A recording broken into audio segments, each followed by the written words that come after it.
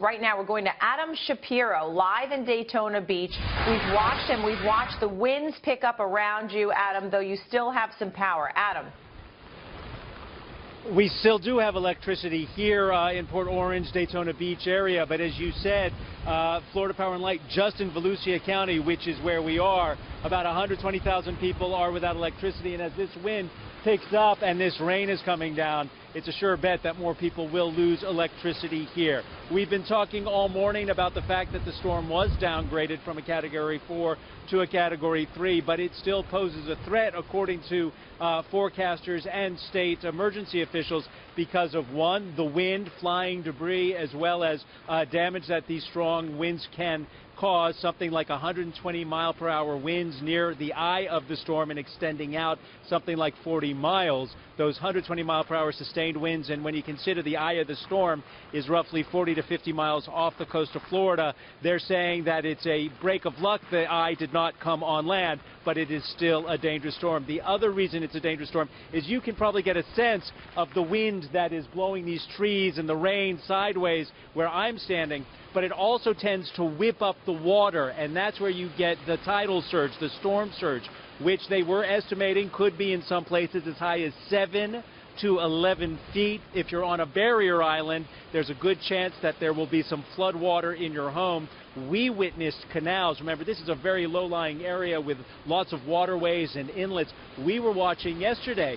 Water was higher than the old-timers were telling us they had seen it in quite a while. In one case, we saw docks which had already been submerged, and the storm had not yet hit. So to recap what's going on here right now, we still have electricity. The roads obviously are clear. There are security officers. We've seen a police car go by and a truck with police officers that was kind of inspecting the area to make sure everyone is okay. But the storm seems to be just about to hit us as it moves up the east coast of Florida. Adam, we can clearly see the rain coming past you sideways, and I also noticed that your camera lens is dry. I'm imagining there's a tent over your photographer. Tell me a little bit about your setup, how you guys are dealing with this, how Pete Regina is dealing with his wind and rain. Sure. So we've got Pete and the camera positioned right up against a wall with an overhang at the hotel, which is what a lot of people do to keep the gear dry.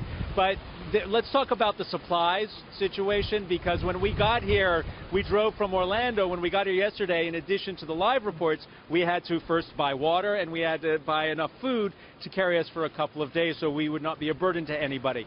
When we hit the supermarkets, they had water, they had food, perhaps not the stuff you'd want to eat, but it's calories, right? And they also had said they had run out of propane gas, they had run out of batteries, and they had run out of ice. People use the propane gas here to power their barbecues, their grills, to cook when the electricity goes out and if they don't have energy. Bottom line is that storm is still a little bit south of here. It's just getting really bad now in this area, and it's going to be like this for a couple of hours. And the propane can also be used for the generators as well.